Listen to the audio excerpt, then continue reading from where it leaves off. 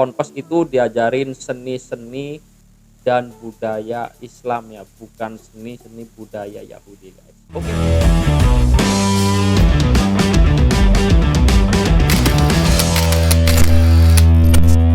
Halo guys, Sobat di sini. Apa kabar teman-teman semua? Aku berharap teman-teman dalam keadaan sehat dan berbahagia bersama keluarga tentunya di rumah. Ya, video kali ini kita akan membahas sebuah berita yang sangat menarik, yaitu tentang polemik perkembangan kasus Ponpes Al Zaitun di bawah kepemimpinan si Panji Gumilang. Untuk diketahui bahwasanya sekarang ini si Panji Gumilang telah ditetapkan sebagai tersangka terkait kasus penodaan agama ya guys ya. Namun nanti kita akan melihat sebuah video debat panas di mana sosok wanita aktivis Yahudi yang pernah diundang di Ponpes Al Zaitun ini tampil di media konvensional ya, di mana di depan TV sosok wanita ini membela mati-matian si Panji Gumilang dan mengatakan Panji Gumilang ini tidak sepantasnya ini menjadi tersangka. Bahkan yang membuat saya geram yaitu si wanita ini pernah usulkan bahkan untuk seluruh ponpes yang ada di Indonesia ini untuk menyanyikan lagu Yahudi, karena beliau menyebutkan bahwasanya pernah suatu saat ini santri-santri dari Ponpes Al Zaitun ini diundang dalam acaranya dan menyanyikan bersama-sama yaitu lagu Yahudi guys. Oke, mari kita simak sebuah tayangan debat yang dilakukan oleh wanita ini dengan yang kontra dengan Panji Gumilang. Oke guys, langsung saja cekidot. Ya, tahun 2011 cuci otak yang acara Jakarta Lurus Club. Nah, belum lagi Gavatar, ya Ahmad Musodik. Itu semua Ahmad Musodik itu sama, dia bawa jargon semua agama sama. Ya, Yahudi, Islam, Katolik bersatu. Ini aliran nggak bener begini. Ini Indonesia Mbak. Ya. Jadi Mbak itu udah masuk pada wilayah pribadi-pribadi kami. Ya, jangan. Ya. Menurut saya ini korbannya Al Zaitun ini. Iya. Mbak Monik silakan singkat saja. Saya bahas boleh gini ya. Mbak, yang namanya toleransi itu ada batasnya. Jangan semuanya itu boleh-boleh nggak bisa. Jadi gini, yang toleransi yang salah, yang menurut Bapak ya, kebablasannya itu di sisi mana? Mereka hanya menyanyikan lagu Yahudi. Sejauh ini ada setiap tahun, setahu saya ada 7.000 santri yang lulus. Anda dan tuh mereka hanya, itu masuk ke masyarakat. Saya peneliti Asia itu lebih paham. Ya, Anda tuh hanya dibohongi oleh Panji Gumilang. Bayangkan ya. Saya nggak pernah tahun ketemu Panji Gumilang. 2002-2003 itu terjadi eksodus besar-besaran dan perlawanan terhadap Panji Gumilang. Bayangkan ya. Itu para satpam di sana yang disebut dengan Garda Tipmara itu melawan Al Zaitun. Kenapa? Karena terjadi korupsi dari Panji Gumilang. Yang kedua, mereka diperlakukan itu seperti binatang kok. Bergantian, Pak Taufik kita bergantian. Kemudian karena Bang Egy belum bersuara. Guru-guru yang pada protes. Mbak Monik, singkat saja. Jadi, silakan. Ini masalah kami gitu. Langsung direspon. Halo. Jadi gini, saya Anda tidak tahu. Ya, biar direspon dulu silakan, Bang Monik. Sejauh Anda tidak ini tahu. Panji Gumilang, saya punya video. Panji Gumilang lagi ngerayu Kartini, ada videonya. Baik, Pak Taufik. saya berhenti untuk orang yang kayak gitu Anda banggakan. Mbak Monik silakan. saya membanggakan dalam konteks toleransi. Iya, itu toleransi udah berbeda itu. Saya tidak menemukan Kita berikan contoh. Udah berbeda, nggak bisa. Itu lagu. Itu menyangkut peribadatan, bukan sekedar Assalamualaikum. Baik Pak Taufik, Mbak Monik, kita Jadi langsung pindah ke intinya- Bang Egy boleh, karena dari sisi sudut pandang Mbak Monik menjunjung tinggi toleransi yang didepankan oleh Jadi Mbak ini, Monik. itu pandangan kita Mbak Monik. ini adalah negara muslim terbesar. Oke. Dan kita tentu perlu contoh, perlu teladan orang yang mau untuk toleransi terhadap Yahudi. Orang yang mau mendukung hubungan diplomatik atau hubungan dengan Israel. Nah, contohnya yang mana? Apakah MUI bisa jadi contoh? Anda melanggar Undang-Undang Dasar 45. Negara ini masih negara nih ya masih menentang Israel. Kemarin aja PSSI aja sepak bola aja bubar kok. Anda nggak boleh emang begitu. Baik. Nggak boleh, Pak nggak Taufik. boleh. Bang Egy Sujana. Saya warga negara. Kita dengarkan dari aspek hukum. Cukup. Loh, nggak Pak bisa Taufik, dong saya Mbak Monik dibilang cukup. begitu. Bisa, Israel tuh no. Kemlu membolehkan loh, PSSI, Ini U20. Dasar, Mbak. Tidak ada Konstitusi. undang Kita dasar, berikan tidak ada, Konstitusi. tidak ada. Anda melawan konstitusi, polisi, tangkap. Baik, cukup. Di konstitusi kita, di pembukaan itu ada perdamaian dunia. Oke. Mendukung perdamaian dunia. Sampai di sana Bang Monik, terima kasih. Bang Egy Mendukung silakan. perdamaian Ya. dunia dulu. Silakan. dong. Baik. Ya. Mendukung Bismillahirrahmanirrahim. perdamaian dunianya gimana?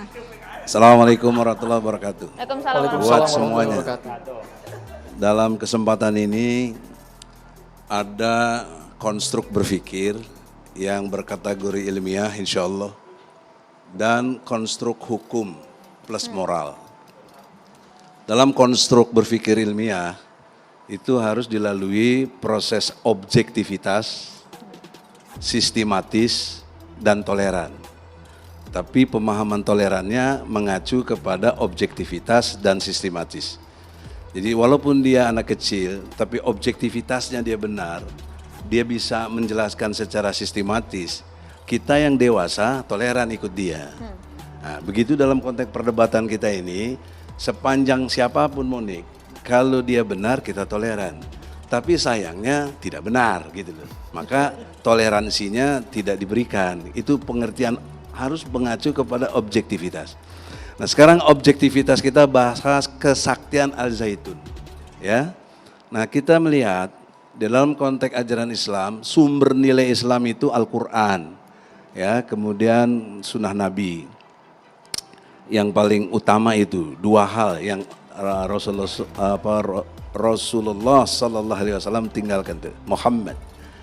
Nah, sekarang kita lihat apa yang disebutkan oleh Al-Quran. Ya, saya tidak bermaksud mau mendakwahkan, tetapi ini fakta hukum dan objektivitasnya di situ. Surat Al-Baqarah ayat 23.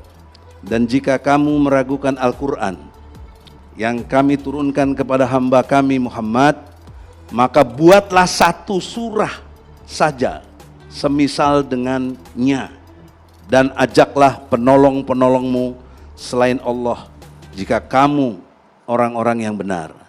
Ayat 24-nya, jika kamu tidak mampu membuatnya dan pasti tidak akan mampu, maka takutlah kamu akan api neraka yang bahan bakarnya manusia dan batu yang disediakan bagi orang-orang kafir.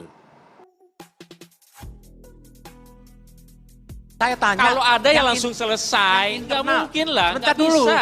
Nggak bisa, jangan berhayal ya. Beginilah, Jangan saya berhayal. kasih tahu ya. Nggak mungkin. Nah, saya bicara dulu. Iya nggak mungkin. Nah, saya bicara tapi. dulu. Ada contoh Nguruki. Tahu Nguruki, Pondok Pesantren Negeri. Itu jelas-jelas anti Pancasila. Mengajarkan kepada muridnya. Itu jelas-jelas mengajarkan apa? Selain kepadanya kafir. Nah dulu, jangan dibantah. Lah, saya ini cuma bertanya. Ada apa enggak Panji Gumilang dalam literaturnya mengajarkan kepada anak muridnya membenci agama lain atau suku lain? Oke, langsung Itu dijawab. aja. dijawab. Oke, Langsung nih. dijawab. Panji Gumilang itu kan covernya. Lo nggak jawab aja, ada apa enggak? Dengar dulu, ya. Panji Gumilang covernya.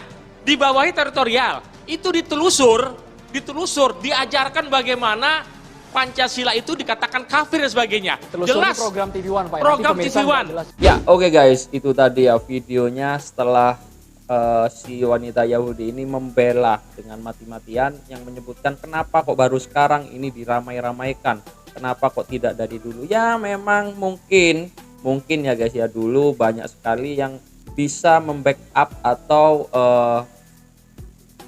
membantu sehingga Al-Zaitun ini lolos dari beberapa fatwa-fatwa yang dikeluarkan oleh MUI waktu itu. Mungkin ini sudah beda zaman ya Bu kali. Sekarang sudah zaman terbuka, masyarakat sudah cerdas, masyarakat sudah pintar, media sosial juga sekarang sudah gampang aksesnya, tidak sama seperti 20 tahun yang lalu. Oleh karena itu dengan kepemimpinan Pak Jokowi di era sekarang ini banyak sekali mengungkap kasus-kasus yang selama ini tertutup, bahkan tidak bisa disentuh sekalipun dengan hukum. Ya, oke guys. Selain dari debat panas itu, tentunya saya juga menelisik beberapa artikel yang saya kutip dari media online terpercaya. Kali ini saya membacakan sebuah berita yang ditulis oleh fifa.co.id, di mana di dalam judul narasinya yaitu aktivis pro Israel usul seluruh ponpes nyanyi lagu Yahudi, dan direspon oleh MUI .2 ngawur. Dilansir dari laman FIFA.co, Jakarta, aktivis pro-Israel Monique Reijkers punya usulan nyeleneh agar setiap pondok pesantren atau ponpes bisa menyanyikan lagu Yahudi seperti Al-Zaitun. Coba bayangkan guys, sudah sangat berani sekali. Yang kita tahu bahwasanya negara Indonesia ini sangat tidak mendukung atau tidak mengakui adanya negara Israel ya guys ya. Menanggapi itu, Majelis Ulama Indonesia MUI melalui Ketua Komisi Dakwah dan Pengembangan Masyarakat Muhammad Khalil Nafis mengkritis keras omongan nyeleneh Monique. Dia menegaskan ponpes itu diajarkan seni Islam, bukan seni Yahudi. Ya memang ada-ada saja ini si teman Panji Gumilang.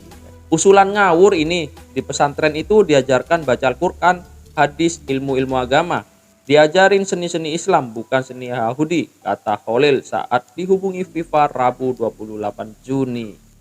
Sebelumnya, aktivis pro-Israel Monique menyampaikan usulan agar setiap ponpes bisa mengikuti Al-Zaitun yang menyanyikan lagu Yahudi. Bagi dia, Al-Zaitun di bawah pimpinan Syekh Panji Gumilang mengajarkan toleransi. Teman-teman, bagaimana pendapatnya? Apakah teman-teman setuju dengan usulan Mbak Monique ini guys, yang mengatakan setiap ponpes di seluruh Indonesia diusulkan untuk menyanyikan lagu Yahudi? Ya tentunya saya pribadi tidak akan setuju dengan hal itu. Saya setuju apa yang dikatakan oleh Kiai Khalil Nafis, karena ponpes itu diajarin seni-seni dan budaya Islam ya, bukan seni-seni budaya Yahudi. Oke, cukup sekian pembahasan berita kali ini. Teman-teman bisa ikut berpartisipasi di dalam kolom komentar mengenai berita ini dan mengenai si Monique ini guys. Oke, cukup sekian. Akhir kata, wassalamualaikum warahmatullahi wabarakatuh.